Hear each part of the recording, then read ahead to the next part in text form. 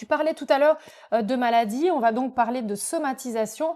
Moi, j'aime bien, dès que j'ai quelque chose, toujours le traduire avec le fameux dictionnaire des maladies de Oui, de Jacques Jacques Martel. Martel, oui. Et est-ce que tu peux expliquer ce phénomène justement de somatisation et pourquoi c'est important, chaque fois qu'on a quelque chose physiquement, d'essayer de traduire, enfin, de traduire ce que c'est, ce que veut nous dire notre inconscient.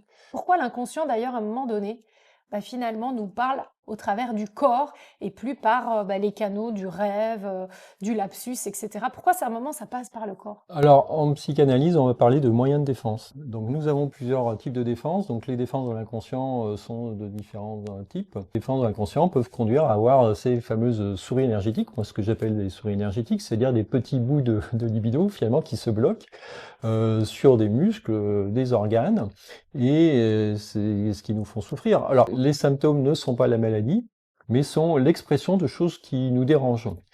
Et là, il faut qu'on s'écoute, en fait. Mais étant donné qu'on a du mal à s'écouter nous-mêmes, ces symptômes peuvent conduire à une vraie maladie, pas tellement on les ignore. Par exemple, Bah, le dos. par exemple le haut, par exemple l'épaule. Moi, j'ai eu mal à l'épaule, voilà. Donc, Le côté aussi d'influence, si c'est le côté droit, c'est l'homme, parce que moi je sais que je tasse à droite, et si c'est gauche, c'est la femme. Il y a une différence selon les ostéopathes